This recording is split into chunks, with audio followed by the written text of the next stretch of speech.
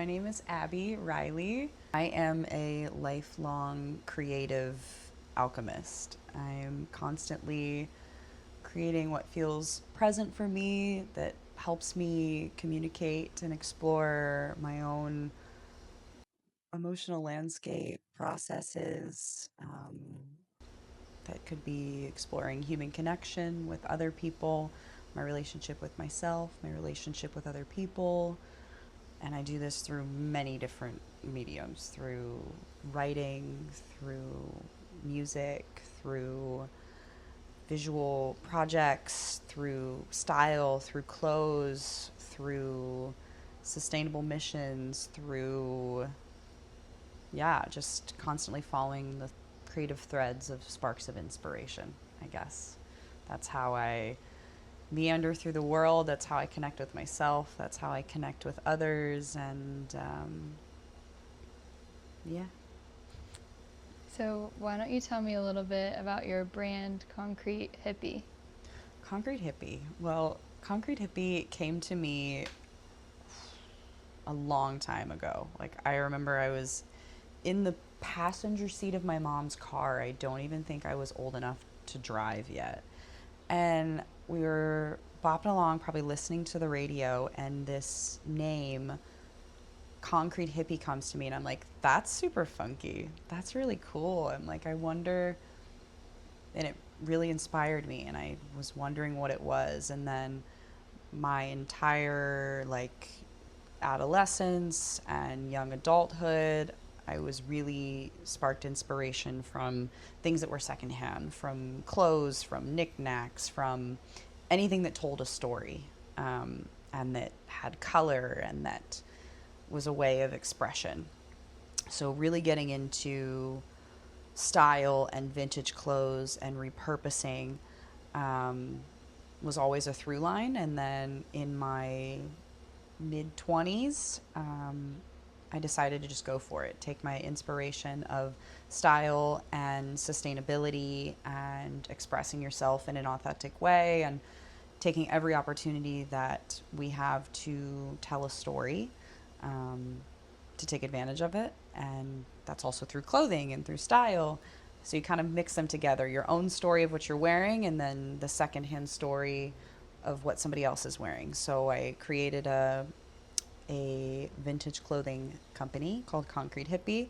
And the mission is bridging sustainability and authenticity while honoring the earth. Yeah, that's a little love baby of mine. I curate vintage pieces and take them to markets and sell them online a little bit. And yeah, anything that sparks joy within me, I like to share with other people. And it's been perceived really well.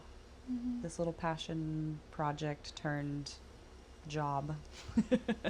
So, you split your time between Ohio and Costa Rica. Can you talk to me a little bit about how that started and that journey? Yeah. So I think, like a lot of people, especially a lot of young people today, um, or maybe it's just an artist or a creative thing. Like I always had this feeling of there was more to life than Ohio, more to life than where I grew up. Um, like the creative fire within me, the inquisitive, explorative, adventurative. I think that's a word. I don't know. Adventurative fire within me was going to lead me somewhere else. Like, you know, looking out the window, imagining what life could be if we just did the thing or went somewhere. So in my early 20s, after I graduated college, I just went to Costa Rica for a week. Had a lot of really intense things in my life happen at once. I lost my dad. I graduated college. I was living on my own at the time. And it just felt like the time to take a jump. So I went to take a retreat there.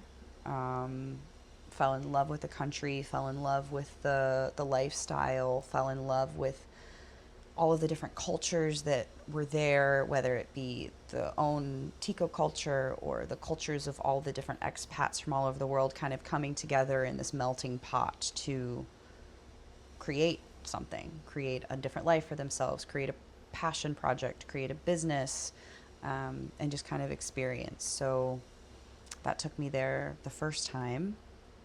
about 6 years ago, and more or less I've been back every year since, for longer times, for shorter times.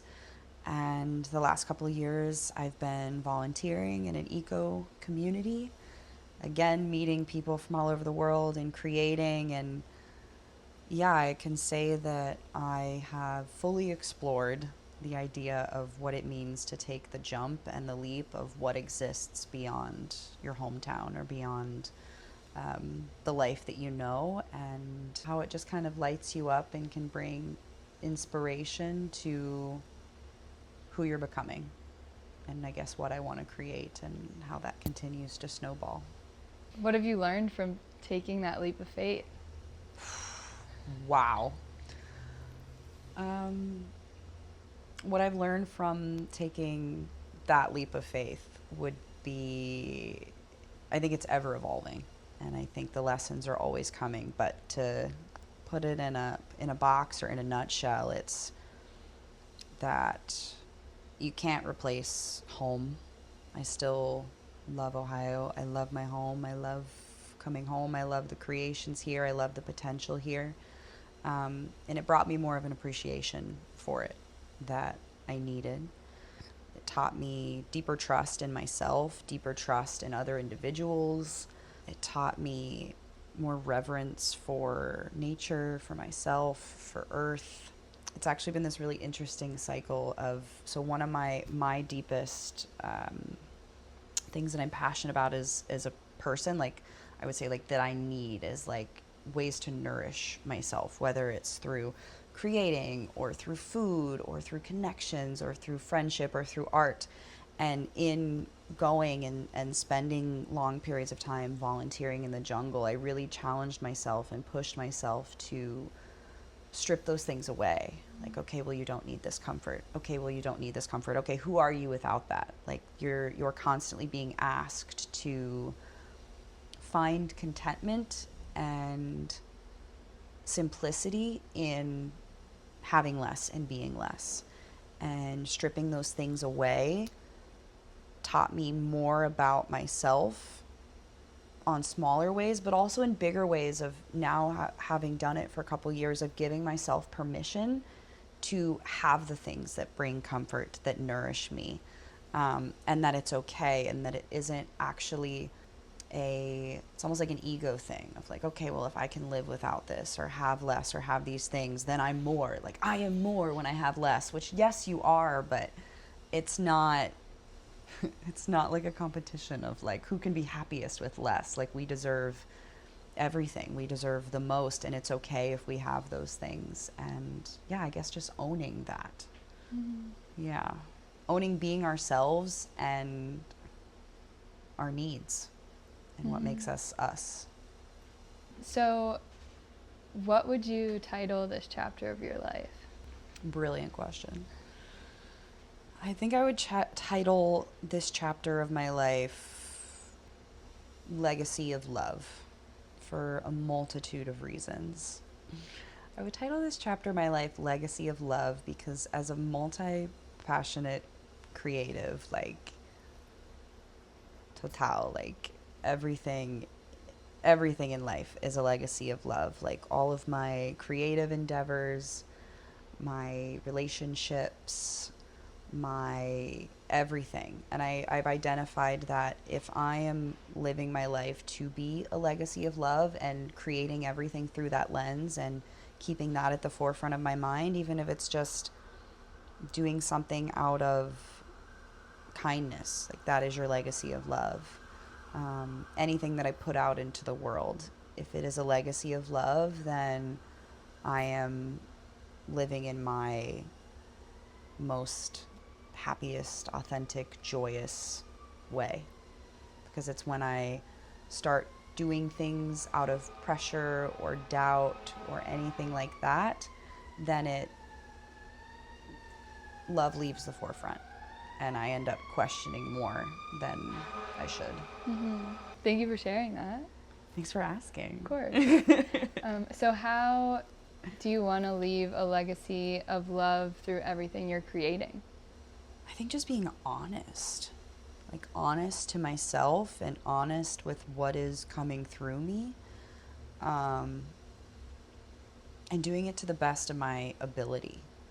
Like if I'm writing a piece of music, like not selling myself short, like being fully honest in what's coming through, not judging it, but also giving it the amount of time to grow and create, because I'm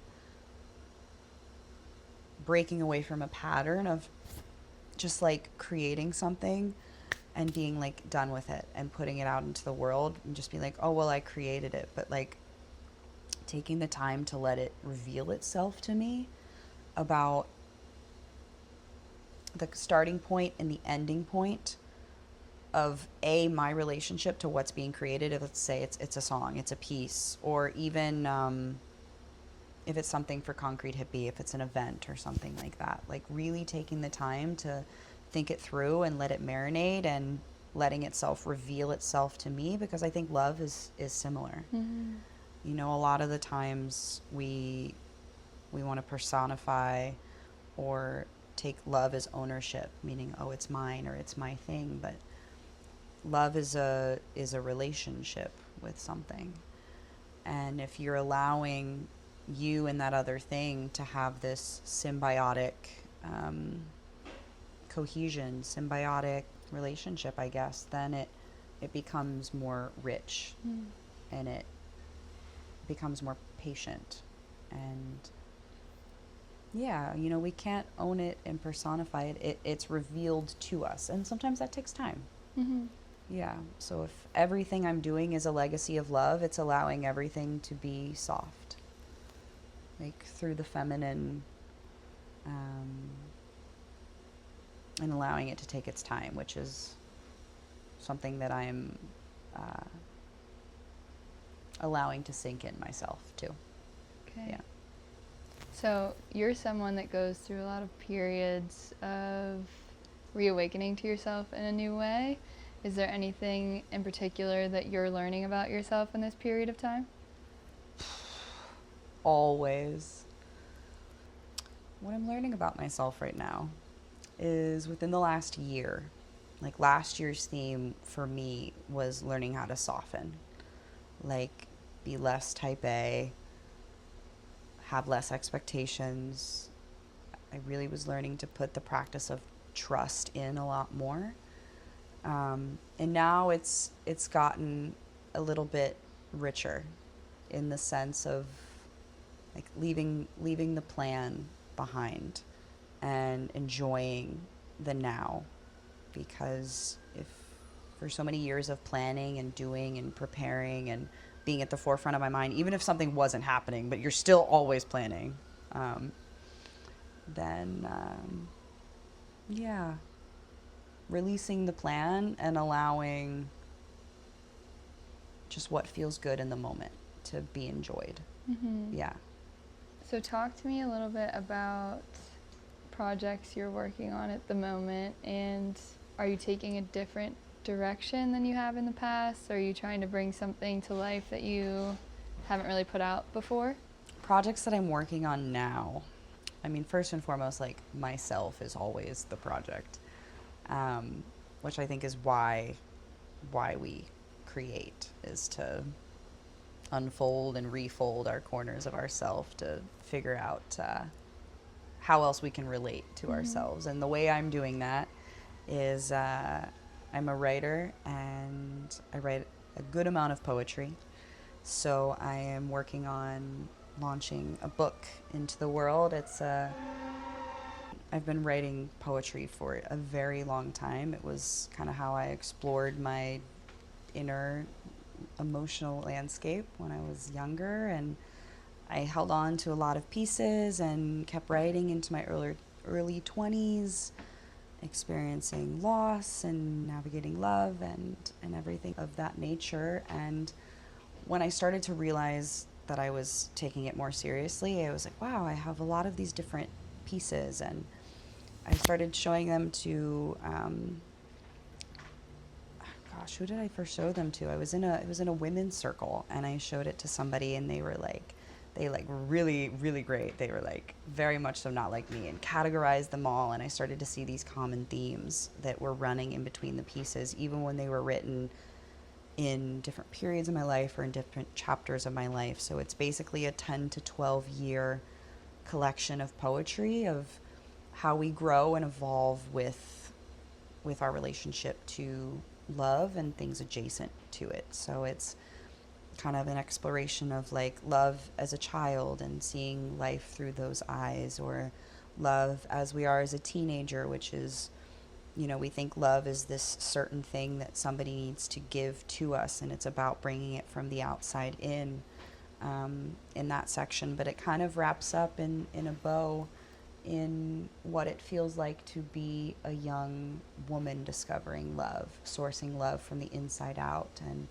seeing yourself in that way, and how it just changes the world around you. It changes your relationship with yourself. It changes your relationship with how you view your future self, like how you want to leave a legacy of love in the world with family, how you view nature, how you feel connected to nature, how you move through it. And that's kind of where the book goes. So it's that collection, and I'm working on bringing that into the world soon.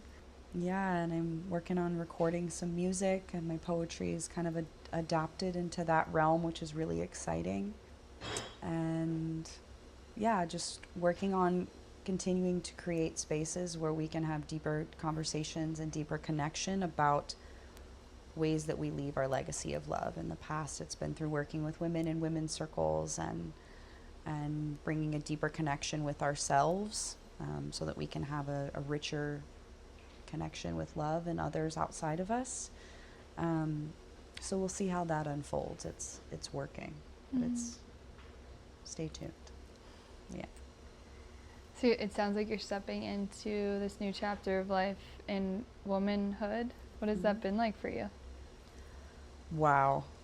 So rich, so amazing. I've been really fortunate enough through my travels to meet some incredible women that are creatives and mothers and older and choosing not to be mothers. And it's been this beautiful dance of finding the strength in softening, and softening in myself and my expectations. Yeah, I think that women's work is what the world needs more of, for sure. In what ways? We've lived in such a masculine world, and to put more words to that, because it's a big topic, talk about living in a masculine world. And I think living in a masculine world is living for the end product, removing ourselves from the present, you know, always thinking long term, losing the love in the moment, the love in presence, the softening to enjoying the beauty in simplicity. I mean, we do need the masculine through, you know, as women, in relationships, in everything of life. You know, it's what completes the project a lot of the times. It's the arrow, it's the through line, it's what brings you from start to finish. But the feminine is everything that happens in between. You know, seeing the beauty in a small moment. It's a creative force. It's life force. Yeah, like men wouldn't be in the world without women. Women are the life force. And yeah, just deepening my awareness to that, and my exploration and my relationship to that has been so fun. And I don't think it's ever going to stop, ever. Yeah, and it's made my creative projects richer too, understanding that creative life force that's involved there. And yeah, and it also, to speak a little bit more to that, it also really brings you deeper with your relationship to pleasure. Because a lot of the times, again, when we're talking about things that are masculine, it's like start to finish. You miss the relationship in between, and the pleasure of creating, the pleasure of experiencing, the pleasure of the present moment, and giving myself permission to experience all that. and not rush it. And I think also going back to what my theme of what I'm learning more in life right now is relishing in that, like really allowing myself to sink into the pleasure of a moment and giving myself permission to experience all of that in everything. Because, yeah, we just, even with technology, everything is like start, finish, but life is happening in between those moments, like pleasure of food, of seeing something, pleasure of your breath, pleasure of going for a walk, pleasure of sharing time with another person. Like, there's so much there to be experienced that we just rush through. Mm-hmm. And I think the feminine is that. It's a really powerful realization to have. It completely changes your approach to life. Mm-hmm. Yeah. It slows down, yeah. It seems like you're stepping more into your feminine and finding a different balance between your masculine and your feminine. Yeah, totally. I think when I started really like getting into feminine work, I for a while I was like, oh, everything is so masculine. Like I'm so masculine. But when I started to get into feminine work, I realized what I was doing that already naturally was the feminine, but we want to discipline ourselves out of it because it's not fitting the you know, productivity, like masculine structure of what society is, that's very patriarchal and is very I mean, even global, of, you know, with many facets. But Mm-hmm. yeah, I think um, recognizing where I already was in my feminine and giving myself permission to lean in deeper to those things of pleasure and creativity. Like, even just my life of being a creative to so many people, like the way I work, of just like showing up to the day and like seeing what wants to happen, or like, you know, I still have to-do lists and there's diligence involved because that is also the feminine. Like, that is the mother, to make sure the house is kept, or whichever way you want to view motherhood. It's very different depending on the culture and how you view it, but like the mother is the glue, essentially, and make sure things get done. But then on the other hand, it's living in the spiral of like being and creating and enjoying. And I think once I realized the parts of myself that already were feminine and gave myself permission to lean into them more, yeah, it completely changed just how I view my relationship with life, I guess. Yeah. Yeah. So, what are you learning to love about yourself through the process of all of this? What I'm learning to love about myself through the process of all this is that there's no destination. Like, I don't have a destination as a human, as a person. What I'm learning to love about myself is all the things years ago when I like really found the juiciness about like inner work and self work and healing and different modalities of evolution, were all the things that I thought I needed to like change or make better, or to have the life that I thought I wanted, or that I was worthy of, or that I saw for myself. And what I'm learning to love about myself is softening into what I thought I needed to change, which was what made me unique. And, you know, there's a difference, I think, between being like self-aware and like self-critical. Like, it's like cooking. Like, you can bring different things to the recipe on different days, and we can't be the same all the time. You know, we are human, we're messy, we're organic, we're constantly evolving. And I think learning that there's no destination to who I am as a woman, as an artist, as a person, is learning to love myself more through all those changes. That there's always going to be more. Like, embracing the fact that there's always going to be something else or something more happening in life that we need to deal with or soften into or whatever. Like, seeing it as a gift and not something that needs to be changed or fixed. Mm-hmm. Yeah. Thank you. Is there anything you want to say directly to anyone watching this? Yes.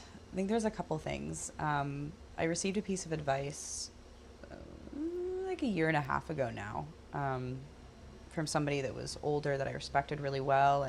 And the piece of advice from her was to just say yes to everything when you're so caught up in the trajectory of your life and making the wrong choice and like how you meet the right people and how it all unfolds and like how do we get to the thing.